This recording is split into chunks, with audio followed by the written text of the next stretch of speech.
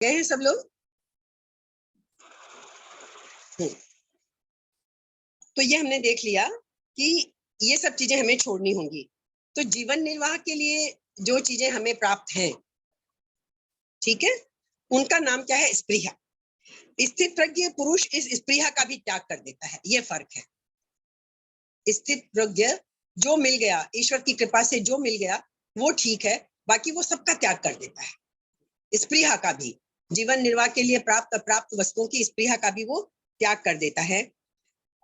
कारण कि जिस चीज के लिए शरीर मिला था और जिसकी आवश्यकता थी, उस तत्व की उसको प्राप्ति हो चुकी है, वो स्थित प्रज्ञ हो चुका है, वो आवश्यकता पूरी हो गई। अब शरीर रहे चाहे ना रहे, शरीर का निर्वाह हो चाहे ना हो, इस तरफ से वो बेपरवाह रहता है, यही उसका निष्क्रिय होना है। आपने देखा होगा जब व्यक्ति फकीर हो जाता है, उसे कोई चीज की चिंता नहीं रहती। जैसे कभी समझ लीजिए, एक छोटी सी कहानी याद आ जाती है कि कहीं बहुत बड़ा विपत्ति आई, समझ लीजिए आग लगी या भूकंप आया या कुछ हुआ, तो सारे लोग अपनी कोई ना कोई कीमती चीज पकड़ के भागते हैं कि भागो यहाँ से, अपना जो कोई जरूरी डॉक्यूमेंट्स हैं, कोई पैसे हैं, कुछ है, कुछ भी कोई जरूरी चीज है, जो जो उठा सकता है, बाढ़ आती है, कुछ भी होता है, तो वो जो भी उसे लगता है कि ये मेरी कीमती चीज है, उसको लेकर भागता है। लेकिन जो स्थित प्रज्ञ व्यक्ति है, वो, ऐसी एक कहानी है कि ऐसा ऐसा हुआ, तो एक फकीर अपना, बाकी सब लोग तो दौड़ रहे थे और वो अपना आराम से चले जा रहा था, कुछ भी नहीं उठाया उसने। तो सारे लोगों ने कहा, अरे तुम्हारे हाथ में कोई चीज नहीं, तुम कुछ बचा के नहीं लाए हो? उसने कहा, मेरे पास क्या है जिसे मैं बचा के लाता? उसको तो उस शरीर से भी मोह नहीं है, वो आराम से चल रहा है अपना। तो ये है कि जब वो स्पृहा भी जब नहीं रहती, स्थित प्रज्ञ को ये लगता है कि शरीर का जो उद्देश्य था, जो परमात्मा तत्व को पाना था, वो मैंने समझ लिया, पा लिया, अब मैं क्या क्या चीज की रक्षा करूं, किस चीज को बचाऊं। तो इसीलिए इसी अध्याय में जब 55वां श्लोक हमने पढ़ा था, सेम बात थी वहां पे, प्रजाहाति यदा कामान सर्वान पार्थ मनोगतान आत्मन्येवात्मना तुष्ट है स्थित प्रज्ञस्तदुच्यते। तो वो जो आत्मन्येव आत्मना तुष्ट है, तब भी हमने खूब एंजॉय किया था उस श्लोक को। अपने ही अंदर, अपने ही द्वारा बस हम खुश रहना सीख जाए। तो ये कामना त्याग की जो बात थी वो हमने वहां भी पढ़ी थी। कामना का सर्वथा त्याग करने पर संसार के साथ संबंध रह ही नहीं सकता। ठीक है। और निर्मम है, निर्मम है ममता रहित हो जाना, किसी भी चीज को अपनी मानना, ये भूल है हमारी। ये भूल मिट जाने पर स्थित प्रज्ञ व्यक्ति वस्तु, व्यक्ति, पदार्थ, शरीर, इंद्रियां, इन सब में वो ममता रहित हो जाता है। निरहंकार है, यह शरीर मैं ही हूं, इस तरह शरीर से तादात्म्य मानना जो है वो भी अहंकार है। स्थित प्रज्ञ में यह अहंकार भी नहीं होता। स्थित प्रज्ञ व्यक्ति में यह अहंकार, शरीर मैं हूं, वो समझ जाता है कि शरीर कुछ और है और मैं कुछ और हूं। ये भी जब हम गहराई से, मैंने कहा ना, यदि इस दूसरे अध्याय को हम चाहे तो चाहे जितना चला सकते हैं, जब व्यक्ति ये समझ लेता है कि शरीर मैं नहीं हूं, तो फिर मैं क्या हूं, जब इस तरह वो पीछे पीछे और अंदर जाता जाता है, तब उसको समझ आता है। ये सब चीज हम आगे पाने की चीजें और समझेंगे, एक बार हम 72 तक पूरा कर लेते हैं। तो वो निरहंकार भी जब खत्म हो जाता है, अहंकार भी उसका, ऐसे व्यक्ति को शांति मिलती है। स शांति अधिगच्छति। तो शांति तो मनुष्य मात्र में स्वतः सिद्ध है, शांति हर व्यक्ति के अंदर समाई हुई है। ये हमने देखा ना, सत्य चित्त आनंद, ये स्वरूप है हमारा। लेकिन जिसने ऊपर के सारे आवरण हटाकर उस तक पहुंच गया, उसको वो शांति मिल गई। शांति को प्राप्त नहीं करना है, हमें उसके ऊपर के आवरण हटाते हैं। स्थित प्रज्ञ ने वो सारे आवरण हटा दिए, इसलिए वो शांति को प्राप्त हो गया। शांति वहां पहले से ही मौजूद है, शांति को कहीं से लाना नहीं है। इस चीज को भी हमें समझना होगा कि परमात्मा तत्व को हमें प्राप्त नहीं करना है, परमात्मा तत्व के ऊपर पड़े आवरण को हटाना है। परमात्मा तत्व तो मौजूद है हमारे अंदर, हमें और गहरे और गहरे और गहरे जब जाते जाएंगे, एक एक आवरण जब हटता जाएगा, तो वो परमात्मा तत्व का हमें अनुभव हो जाएगा, तो हमें वो शांति मिल जाएगी। स्वतः सिद्ध जो शांति है वो हमें मिल जाएगी। इस श्लोक में कामना, स्पृहा, ममता और अहंता, इन चारों में ही अहमता जो है, अपनेपन का जो भाव है, इस शरीर को ही जो मैं मान लेने का भाव है, वो सबसे ज्यादा मुख्य है। कारण क्या है कि यदि हमने एक इसका निषेध कर दिया, अहंकार का निषेध कर दिया, तो फिर कामना, ममता, ये स्पृहा, ये तो अपने आप ही नष्ट हो जाएंगी। इसलिए अहमता को इसमें सबसे ज्यादा जोर दिया गया है। और निरहंकार क्या है? कामना स्थूल है, कामना से स्थूल स्पृहा है, स्पृहा कामना से सूक्ष्म है स्पृहा, स्पृहा से सूक्ष्म है ममता, और ममता से सूक्ष्म है अहमता। तो सबसे जड़ में जो है वो अहमता है, अहंकार है। वो खत्म होगा तो आगे ममता भी खत्म होगी, स्पृहा भी खत्म होगी और कामना भी खत्म हो जाएगी। इसलिए अहमता का त्याग करना सबसे जरूरी है, जो स्थितप्रज्ञ कर देता है, शरीर के प्रति अहंकार का भाव त्याग देता है। तो शास्त्रीय दृष्टि से तो पहले कामना का त्याग, फिर स्पृहा, ममता और अहंकार का त्याग बताया जाता है, लेकिन साधक की दृष्टि से इसका उल्टा चलता है। शास्त्र की दृष्टि से तो हम क्या करते हैं, पहले कामना त्यागो, फिर स्पृहा छोड़ो, फिर ममता छोड़ो, फिर अहंकार छोड़ो। लेकिन साधक की दृष्टि से पहले ममता का त्याग फिर कामना का त्याग, ये तो करना ही ठीक है, पर ममता प्राप्त वस्तु की और कामना जो है वो अप्राप्त वस्तु की होती है, ये हमने पहले जिक्र किया। जो चीज मिली नहीं है वो क्या है, कामना, और जो मिल गई है उसमें ममता होती है। ये कामना और ममता का फर्क समझ में आ गया ना? जो चीज पाई नहीं, अप्राप्त वस्तु की इच्छा कामना है, और जो मिल गई है उसके अंदर अपना आसक्ति वो ममता है। तो सबसे पहले ममता का त्याग करना सुगम पड़ता है। मनुष्य पहले ममता से अर्थात प्राप्त वस्तु के संबंध से ही फंसता है। जो चीज नहीं मिली उसकी तो वो खाली कामना करता रहता है, लेकिन जो चीज प्राप्त है उसकी वो ममता में फंस जाता है। तो पहले ममता का त्याग करने से निष्काम होने की थोड़ी सामर्थ्य हमें आ जाती है। इस दृष्टि से, व्यावहारिक दृष्टि से चीजें समझाई गई हैं। और जब हम कामना का भी त्याग कर देते हैं तो फिर हमें निष्प्रिय, फिर कोई चीज की स्पृहा ही नहीं रहती, इच्छा ही नहीं रहती। तो पहले ममता छोड़ना मनुष्य के लिए आसान है, फिर कामना छोड़ना आसान है, और स्पृहा का त्याग जब हम कर देते हैं तो फिर निरहंकार होने की सामर्थ्य आ जाती है। फिर हम इस शरीर के प्रति भी अहंकार को त्याग देते हैं और समझ जाते हैं कि ये मैं का जो भाव है, ये मैं नहीं हूं, मैं कुछ और, ये भाव आ जाता है। तो शास्त्रीय दृष्टि के अनुसार चलने से, शास्त्रीय दृष्टि के अनुसार आप चलेंगे तो पंडित हो जाएंगे, खूब ज्ञान आ जाएगा। और साधक की दृष्टि से चलने से मनुष्य को अनुभव आ जाएगा।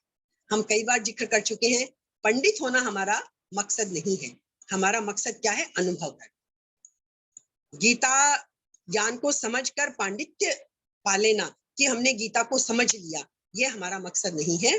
हमारा मकसद क्या है, उस सब चीजों को अनुभव में लाना। अब अहमता और ममता, इनसे रहित होने के लिए उपाय क्या है? क्योंकि कर्मयोग की बात चल रही है तो हम एक बार कर्मयोग की बात कर लेते हैं। कर्मयोग की दृष्टि से क्या है, मेरा कुछ नहीं है।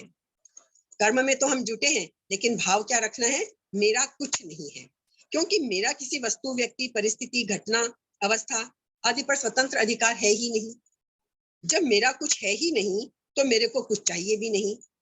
क्योंकि अगर शरीर मेरा है तो फिर मेरे को अन्न, जल, वस्त्र आदि की आवश्यकता है। पर यदि हमने शरीर को ही कह दिया कि मेरा नहीं है, तो फिर कोई चीज की आवश्यकता नहीं है मुझे। तो फिर मेरा मैं क्या रहा?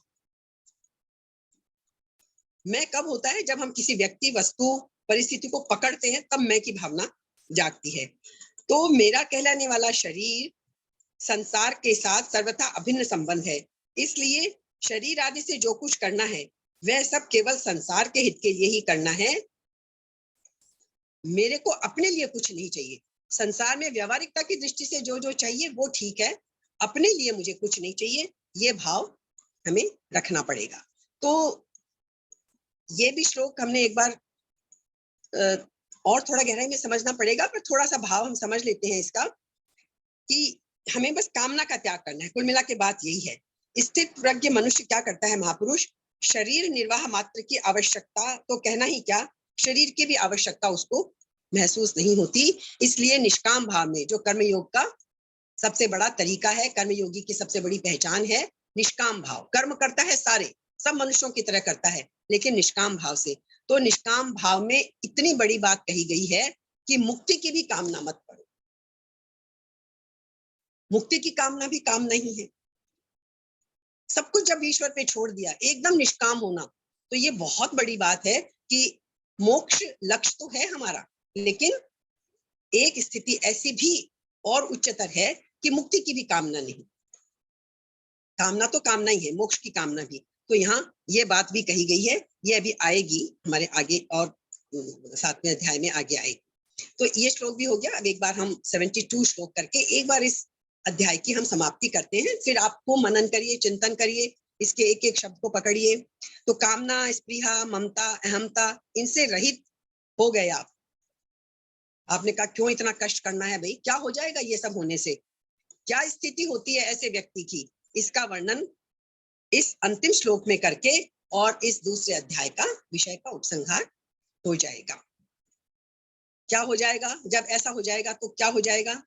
एषा ब्राह्मी स्थिति पार्थ है, नैनाम प्राप्य विमुह्यति, स्थित्वास्यामन्त कालेपि ब्रह्म निर्वाण मृच्छति। क्या कहते हैं कृष्ण? हे पृथानंदन, हे पार्थ, एषा ब्राह्मी स्थिति, ये ब्राह्मी स्थिति है, उच्चतम स्थिति है ये ब्राह्मी स्थिति, ब्रह्म में स्थिति, ये ब्राह्मी स्थिति है। एनाम प्राप्य, इसको प्राप्त करके कोई भी मनुष्य न विमुह्यति, उसको फिर कभी कोई मोह होता ही नहीं है। न विमुह्यति, कभी भी मोहित नहीं होता। और क्या होता है? अस्याम अंत काले अपि, इस स्थिति में जो मनुष्य स्थित है, अंत काले अपि, अंत काल में भी स्थित हो जाए, यदि अंत काल तक की स्थिति चलती रहे तो क्या होता है? ब्रह्म निर्वाणम रिच्छति, वो फिर निर्वाण, ब्रह्म की प्राप्ति उसे हो जाती है। एक बार जब ये स्थिति प्राप्त हो गई तो फिर स्थिति को बनाए रखना, ये भी तो हमारा ही काम है ना। जिसको एक बार मिल गई तो उसको अंत काल तक भी जो इस स्थिति में रहता है, बस समझ लो उसको निर्वाण, शांत ब्रह्म की प्राप्ति, जो उच्चतम स्थिति है, वो मिल जाती है अंत काल में भी। ये 72वां श्लोक है इसका। तो हमने क्या देखा कि सबसे पहले अर्जुन ने स्थित प्रज्ञ के विषय में 4 प्रश्न किए थे। स्थित प्रज्ञ से का भाषा, समाधिस्तस्य केशव, स्थित प्रज्ञ से का भाषा, समाधिस्तस्य केशव, स्थिति किम प्रभाषेत, किम आसीत, व्रजेत किम। 4 बातें पूछी थी उसने।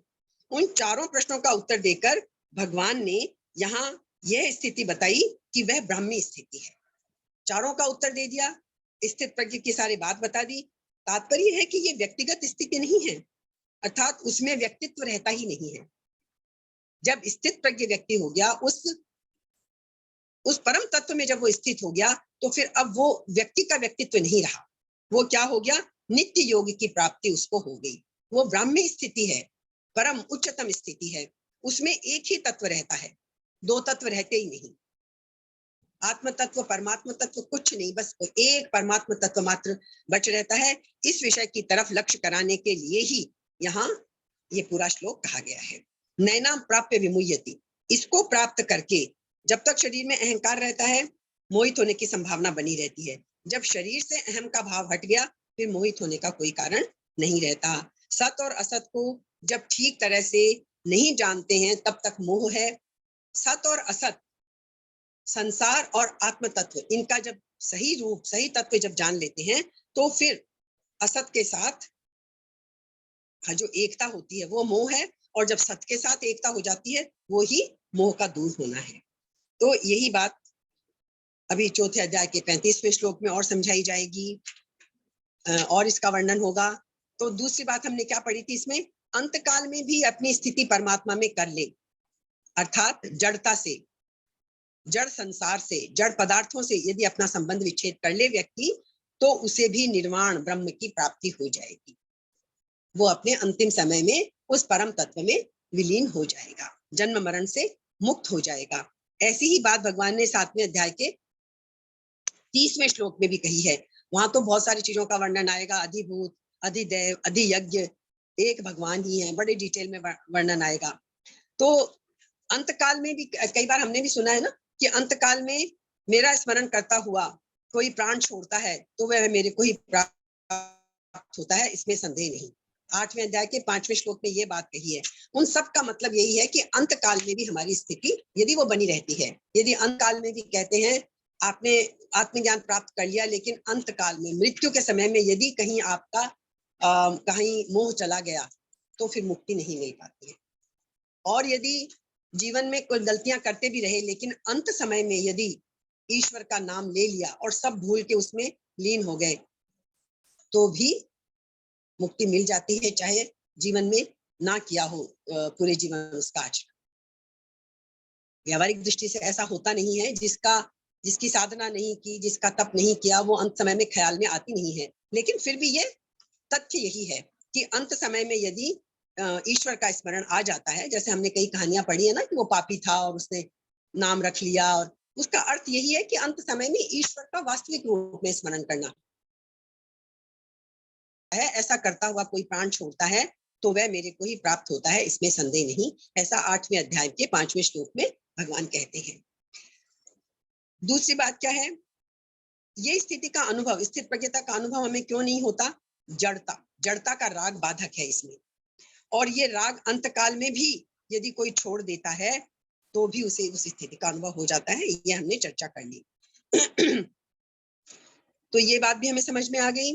जीवित अवस्था में ये स्थिति यदि हम प्राप्त कर लेते हैं तो हम क्या कहते हैं? जीवन मुक्त। हम बोलते हैं ना जीवन मुक्त, कि जीते जी उन्होंने मुक्ति पा ली, वो जीवन मुक्त की अवस्था है। लेकिन अगर अंतकाल में भी यह स्थिति आ जाए तो फिर वह मुक्त भी हो जाता है, सचमुच जीवन और मृत्यु के चक्र से छूट जाता है। यह इस श्लोक में बताया गया है कि यह है उच्चतम स्थिति, ब्रह्म निर्वाण की स्थिति प्राप्ति, यह हो गई।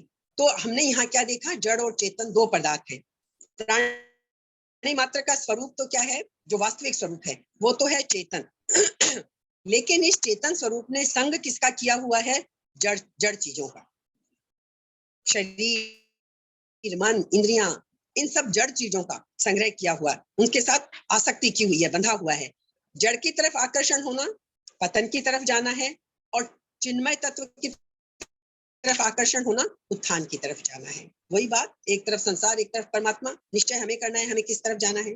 तो समझाने की दृष्टि से मोह और विवेक के दो दो विभाग यहाँ कर दिए हैं।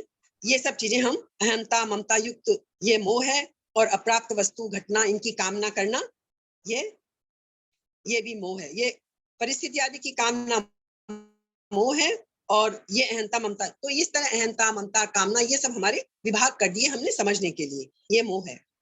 अब हम क्या करेंगे? देखिए पहले अध्याय में हमने क्या देखा था? अर्जुन में भी दो प्रकार का मोह हो गया था। विषाद योग सबको याद होगा, अर्जुन का कितना मोह में पड़ा हुआ था। दो प्रकार का मोह हो गया जिसमें हम सब प्राणी फंसे हुए हैं। अहंता को लेकर, हम अहंकार का जो भाव है उसको लेकर तो हम दोषों को जानने वाले धर्मात्मा हैं, ये भाव हमारे अंदर रहता है। और ममता को लेकर अर्जुन के मन में क्या आता है? ये मेरे कुटुंबी मर जाएंगे। तो अहमता और ममता दो तरह से अर्जुन को मोह हुआ था। हमें पाप ना लगे, कुल के दोष का नाश ना हो, मित्र द्रोह का पाप ना लगे, ये सब कामना युक्त मोह हुए थे, है ना। तो ये अर्जुन को दोनों तरह का मोह हुआ था। ये सब दो मोह दूर करने के लिए इस पूरे दूसरे अध्याय में सत और असत, शरीर और शरीरी, इन सब का विवेक, है ना, जो दूसरे अध्याय के 11वें श्लोक से लेकर 30वें तक, जो हमने खूब डिटेल में व्याख्या की थी, 11वें से लेकर 30वें श्लोक तक, ये जो फर्क समझाया गया था हमें कर्तव्य और अकर्तव्य, ये 31वें से लेकर 53वें श्लोक तक समझाया गया था हमें। और शरीर और शरीरी का विवेक बताते हुए भगवान ने कहा था कि मैं, तू और ये राजा लोग पहले भी नहीं थे, बाद में नहीं होंगे, ऐसा भी नहीं है। ये सारी बातें हमने समझाई थी। उसके बाद हमने स्थित प्रज्ञ का वर्णन पढ़ा, और लास्ट में हमने क्या देखा कि ये ब्राह्मी स्थिति है। जब स्थित प्रज्ञ हो जाता है व्यक्ति, सत और असत का विवेक होने पर सारी कामनाओं का त्याग करके जब वो ब्राह्मी स्थिति को प्राप्त कर लेता है, और अंत काल में भी, मृत्यु के क्षण में भी जब इसी ब्राह्मी स्थिति में स्थित हो जाता है, तो उसको वो जन्म और मृत्यु से छूटने का जो अंतिम लक्ष्य है वो प्राप्त हो जाता है। ये दूसरा अध्याय हमारा समाप्त होता है। ओम तत्सदित। श्रीमद् भगवद गीतासु उपनिषत्सु ब्रह्म विद्यायां योग शास्त्रे श्री कृष्णार्जुन संवादे सांख्य योगो नाम द्वितीयोध्यायः। इस प्रकार ओम तत्सत इन भगवान नामों के उच्चारण पूर्वक ब्रह्म विद्या और योग शास्त्र में श्रीमद् भगवद गीता निषद रूप श्री कृष्ण और अर्जुन के संवाद में सांख्य योग, इस दूसरे अध्याय का नाम क्या है? सांख्य योग। पहले का नाम था विषाद योग। सांख्य योग नामक दूसरा अध्याय संपूर्ण हुआ। ये दूसरा अध्याय जो मैं इतने दिनों से बार बार चर्चा करते थे, बहुत महत्वपूर्ण है। सारा ज्ञान इसमें समाया है। आगे आपको अब डिटेल में व्याख्या सब इन्हीं की मिलेगी। तो आज एक हमने बड़ा माइलस्टोन अचीव कर लिया है कि मैंने पहले भी कहा था, बहुत लोग तो यही बोलते हैं कि बस गीता दूसरे अध्याय पे ही समाप्त हो जानी चाहिए थी, सब कुछ तो आ गया। लेकिन आ तो गया, इशारे में तो सब कुछ आ गया, लेकिन अभी विस्तार से समझना बाकी है। अभी हम एक एक चीज की गहराई में जाएंगे और इसको समझेंगे। तो आज हम विद इन टाइम फ्रेम, हमारा दूसरा अध्याय हो गया है। और आप लोग ग्रुप में सब मैसेज डालिएगा। इसकी चर्चा चाहते हैं, एक सेशन, 2 सेशन, इस दूसरे अध्याय का विस्तार में जाने के लिए अंतहीन है। मैंने कहा ना, पूरी गीता ही समाई है। तो या तो हम इसको एक सेशन में इसको समेट कर और हम आगे बढ़ जाएंगे। लेकिन यदि किसी को कोई पर्टिकुलर बात लगती है कि नहीं, इसकी तो और चर्चा होनी चाहिए, तो प्लीज आप ग्रुप में डाल दीजिएगा, हम उसकी विशेष चर्चा अगले सेशन में कर लेंगे। अदरवाइज हम एक बार इस दूसरे अध्याय का सार संक्षेप थोड़े में समझकर और फिर तीसरे अध्याय पे शुरू कर देंगे। अब आपके लिए मंच खुला है, आप लोग